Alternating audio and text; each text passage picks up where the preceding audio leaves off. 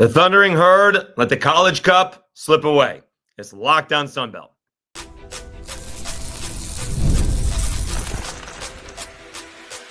You are Locked On Sunbelt, your daily podcast on the Sunbelt Conference, part of the Locked On Podcast Network, your team every day. All right, Dave Schultz, Locked On Sunbelt, your teams every day. Today's episode brought to you by FanDuel. You can start the season with a big return on FanDuel. New customers can place a $5 bet, and you'll get started with $150 in bonus bets if you win your first $5 bet. Visit FanDuel.com to get started. We will get to Arkansas State's historic comeback the other night. We did not overlook that, and South Alabama played very tough against TCU. We're talking basketball. We'll get to the Herds soccer match here in a second. Woke up to 1,800 subscribers. You guys are the absolute best. Yes, I realize because Marshall and Southern Miss had this crazy coaching change is why we're in this position. But that's like 150 subscribers in basically 3 weeks. Exactly 3 weeks. Since we started talking about this, over 150 subscribers. We have 2 weeks left. I don't know if we're going to be on the same path, but let's see how close we can get to. We'll go for 1,900. I'll be happy with that. But we still are looking for that 2,025 subscribers for 2025. All right, really appreciate it. Thank you very much. All right, what I'm not going to do now is pretend that I've watched 1 minute of Marshall soccer this year. Well, and this is Tuesday morning because last night it was too late to do it after the soccer match. So I am not going to pretend I know how to say. I tried looking it up, couldn't find it. Ray Pinto's name. If that's not how you say it, I apologize. I'm not going to pretend that I have watched a minute of Marshall soccer this year. I did watch the match, though. I watched the entire thing, and it wasn't much of a match. Until Marshall got on the board, right, with about 23 and a half minutes left. Pinto with the crosser off of the Vermont goalie, and Penholzer put in the rebound. It was a spectacular.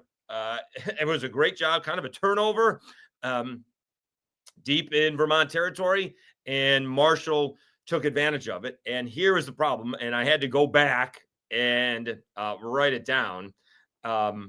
Heading into the game, Vermont this year had 30 second-half goals, and 15 of their goals came after the 82nd minute.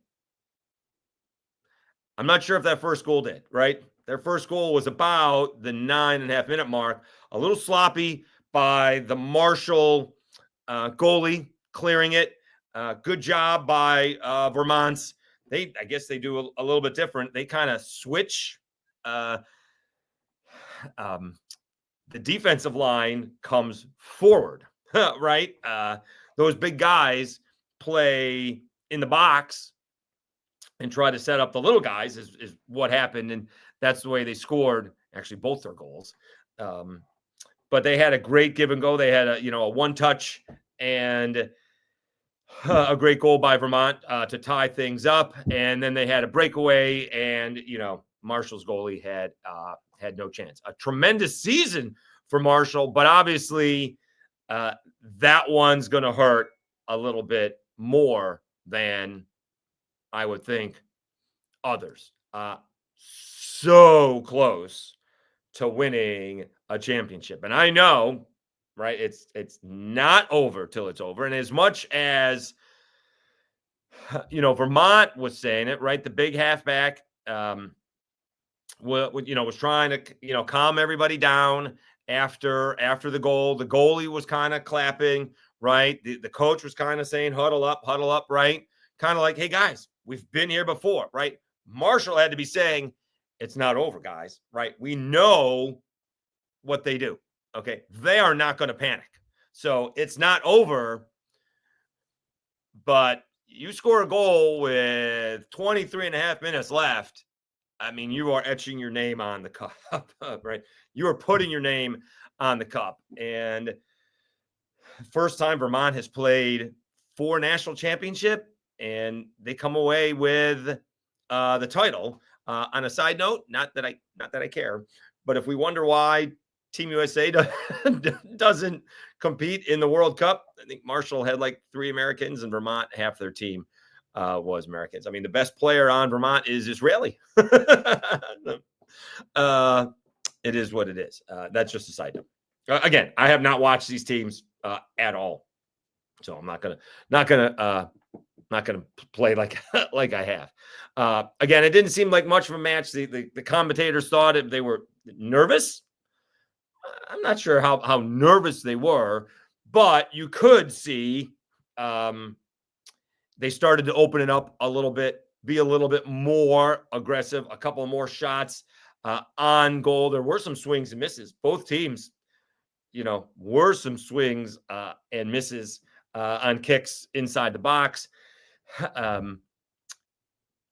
Almost one shot. I'm not even sure if it was a shot. It was kind of a crosser that ended up hitting the inside of the post and caromed out, which you don't usually see. Another good shot happened to be right at the goalie. There was another shot that went wide, but one of the Marshall defenders missed, like nutmeg right through the 5-hole. So it sort of happened like at the 30-minute mark of the second half, that, we're not going to sit back and wait for penalty kicks, right? So Syracuse, the only reason I know about this college soccer stuff is because Syracuse won it a couple of years ago, and I didn't even watch the whole match for that. I tuned in the second half for that one, and it's got to be sick. I remember the Syracuse coach, going up to I don't even know who they beat, went up to the other coach and went like that because they won on penalty kicks, right? I mean, that's at least that didn't happen. All right, that's got to be the worst way to win a national championship. That's like winning the national championship at a free throw shooting contest or a field goal contest. You don't want that. All right, so at least that didn't happen, I guess. At least that's the way I see it. Obviously, tremendous season by Marshall. That's a great run. I'm not buying that both teams expected to be there. Sorry. I mean, I know what the kids said at the end. We're not underdogs. You weren't seeded. Okay. He's a blank talent. I mean, stop. All right. You beat a bunch of higher seeds. All right. You're good. No one's taking that away from you, but you weren't expected to be there. All right. Marshall, good, had been there before, but still they were 13th seeded. All right. Which goes a long way. Right. When we say, is Boise State going to be able to win this championship, or is Clemson going to be able to win this championship? I don't think either one of them can, but we'll see. Right. And same thing in pro football. We got a lot of teams going to be in the NFL playoffs that aren't going to be able to win the Super Bowl, but they're going to be able to get in. So this all kind of goes back to the college football playoff. You get in, you just never know. All right. And especially soccer, where scoring is at a premium. So, congratulations to the Marshall Thundering Herd on a tremendous season. Nonetheless, that one's going to sting for more than a minute. All right, let's take a time out. We did not miss it. Arkansas State basketball with a historic comeback against Memphis. We will do that after I tell you about the college football playoff on TNT.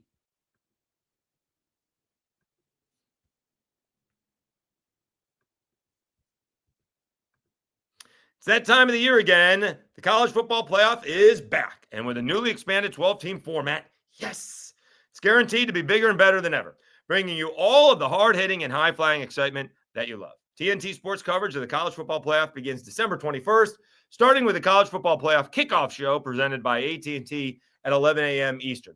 Leading into our first matchup, the Southern Methodist University Mustangs battling the Penn State Nittany Lions at noon. Then, the Clemson Tigers look to upset the Texas Longhorns in a showdown at 4 p.m. Eastern. Don't miss a moment of the action. Watch the college football playoff presented by Allstate. Live on TNT, True TV, TBS, and Max.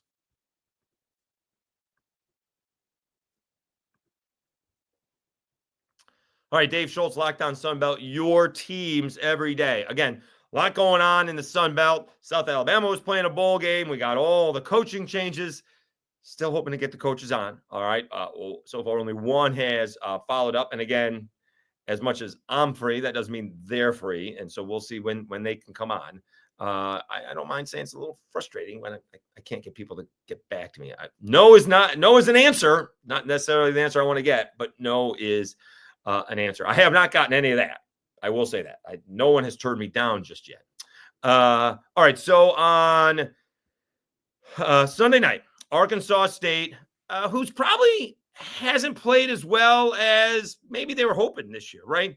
They played a little bit sloppy, played one of the better teams in the nation. Alabama gave them all they could handle early on, 88-79. And then, slipped by Indiana State, 86-81, lost to Rice, 75-67, lost to Hofstra by 2, and then beat Jackson State by 2, 66-64. And then they woke up. Oh, I had the wrong team. Then they woke up. They beat Memphis. That game kind of woke them up. 85-72. They beat UT Arlington, former Sunbelt foe, 83-79. And then they go and take on Andy Kennedy's UAB Blazers in Birmingham, and they were getting hammered. This was not much of a ball game at halftime. And whatever Brian Hodgson said at half, he needs to bottle that up and sell it. 53-28 at half. UAB was winning, okay? I'm sure Andy Kennedy said, hey, they're going to make a run. Let's be ready for it. And we got to slow it down, and then we'll go on our run, and we'll end the game. Except Arkansas State went on a 56-31 run to tie things up, and then blew them out in overtime, right? 14-5 as UAB, as Arkansas State beats UAB 98-89. Huge comeback, and I mean the box score is filled. Here's the only issue for Arkansas State: the bench didn't score. All right, now I'll get to that in a second. Taryn Todd led the way with 31 points.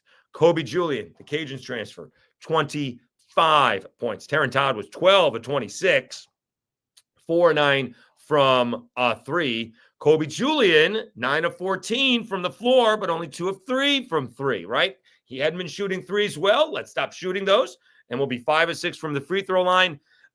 Pretty good. All right, Rashad Marshall, 14 points, 13 rebounds. Isaiah Nelson, 16 points, 14 rebounds. Okay.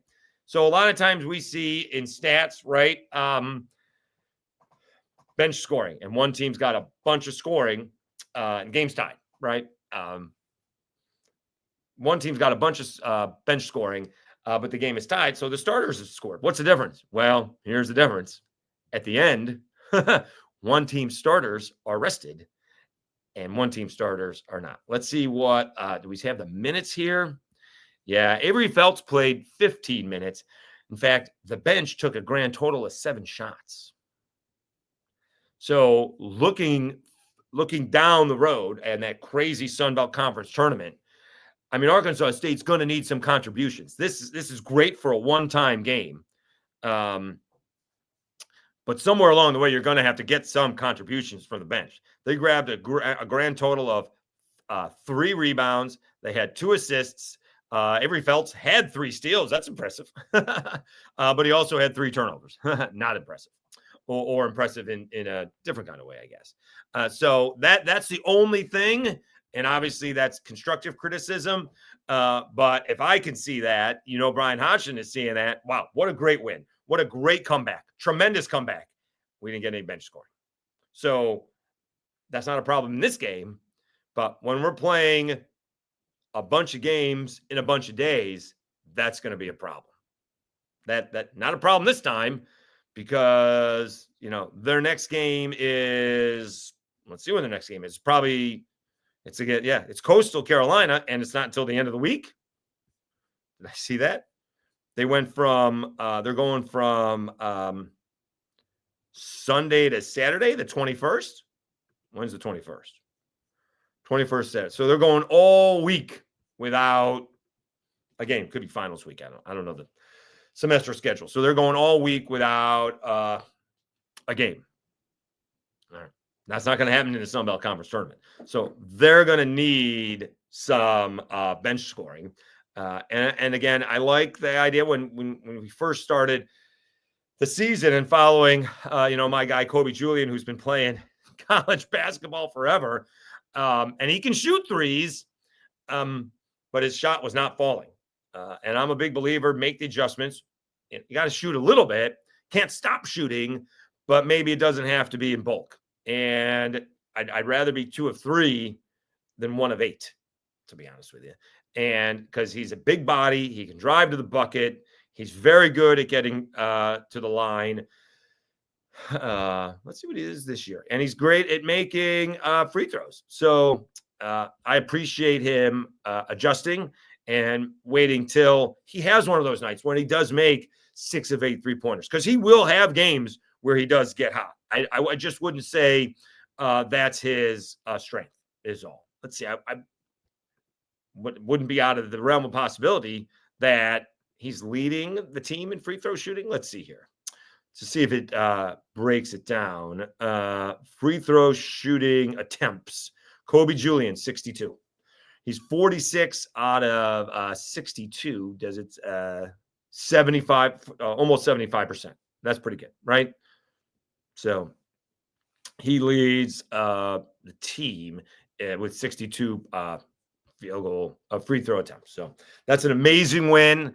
It's a great job. Again, whatever Brian Hodgson said against, in halftime, I mean, he could have just said, blanket, let's just go out and have some fun. However this game ends, I don't care. I just want you guys to go out and have some fun, but I want you to all leave it out on the court. Whatever the outcome is, all right, I didn't watch it. Again, was working. All right, I didn't watch it. We're just going to press whatever it is, all right? And however the outcome is, and all of a sudden, in fact, they were down 27 with like 16 minutes to go or something like that. It didn't all of a sudden start, and then they just popped in and kept on cutting away at it. And obviously had all the momentum heading into the second half. But again, they will have to fix the lack of bench scoring for later on. So great win for Arkansas State. Congratulations. And we will see what happens as Sunbelt play is tipping off this week. All right, let's take a timeout. South Alabama played back-to-back nights. That doesn't happen very often. They did a little bit of a Texas two-step. They played TCU. First chance really watch South Alabama. And I kind of like what I saw defensively. We'll talk about that next, right after I tell you about FanDuel and Prize Picks.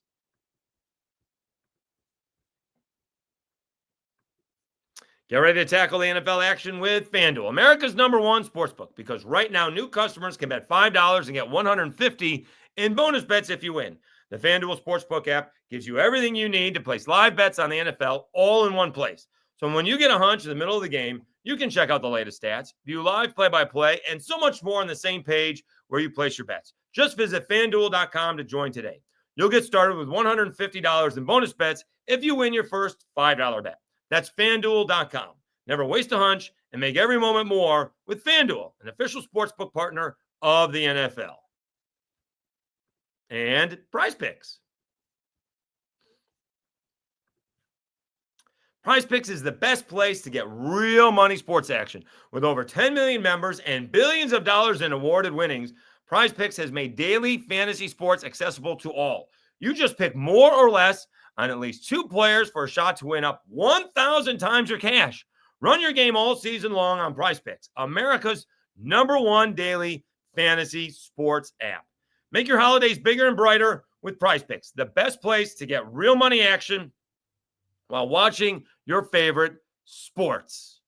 Prize Picks put their members first, so all withdrawals are fast, safe, and secure. When my picks hit, I can get my money in as quick as 15 minutes. Join now, because this holiday season, Prize Picks is giving away 2 free picks in December, and they're giving away $30+ million in rewards during Picksmas.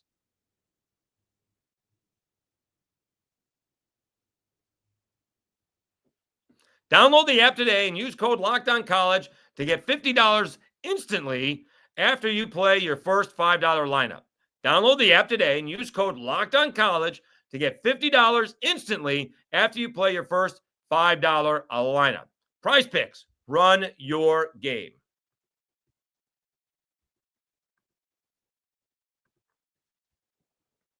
All right, Dave Schultz, Locked On Sunbelt, your team every day.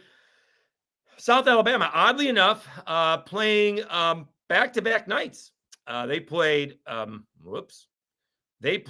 a Sunday night. They had a little winning streak going. They played East Texas A&M on Sunday, I believe. They did. They won 80-72.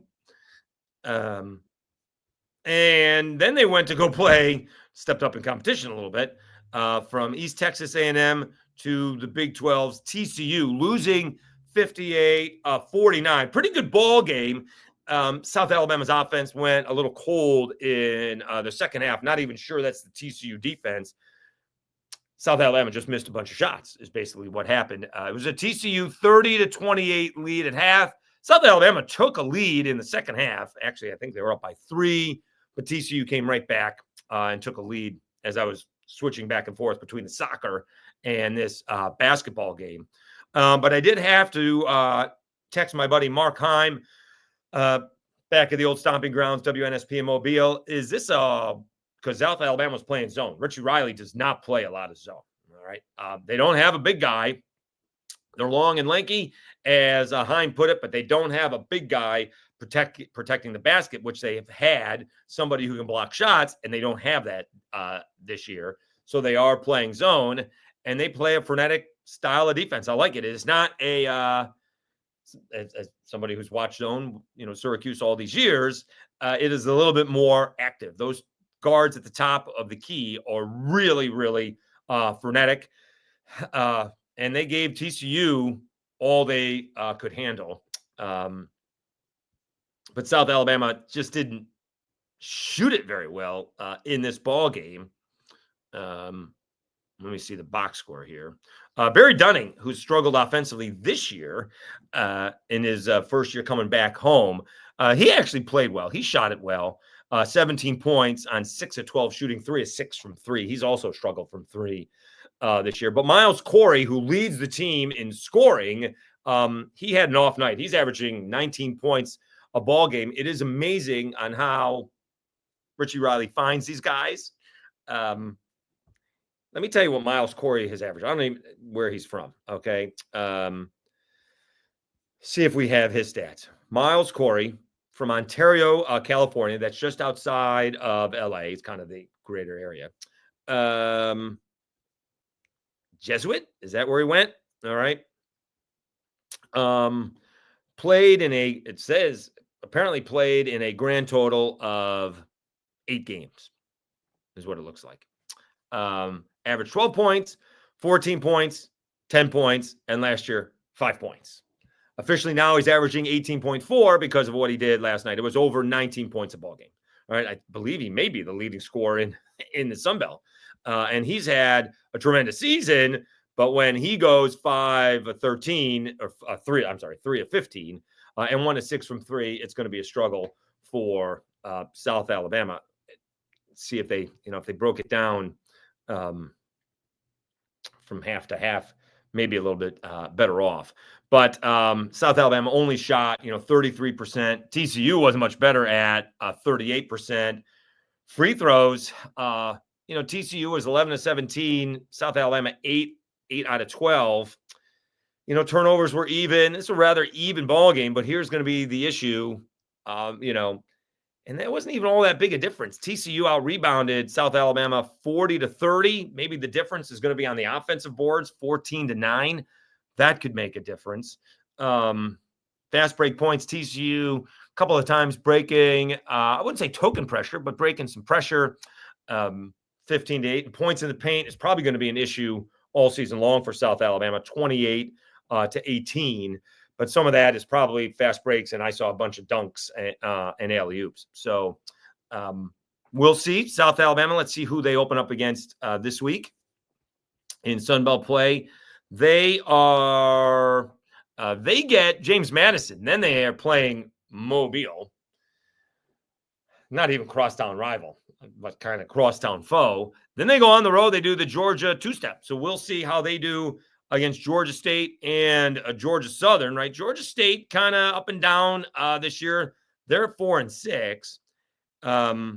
Henry over at Georgia Southern has them playing better, but they're 6-5, which isn't great, except when you realize they started out 0-12 last year, right? So 6-5 is much better than 0-12. So we'll see what happens. Cajuns, they open up Sunbelt play. I think we have some games tonight, but not Sunbelt play. Cajuns open up Sunbelt play on a Wednesday night. What do we got on Tuesday? Got a big ball game. Georgia State's playing Auburn. We actually have a pretty good slate of games tonight. Georgia State playing probably the best team in the nation in Auburn. Troy playing LaGrange. Georgia Southern playing Gardner-Webb. Coastal Carolina is at North Carolina A&T. James Madison at Wake Forest. Southern Miss hosting Lamar. They just blew out the Cajuns. And UL Monroe hosting Houston Christian.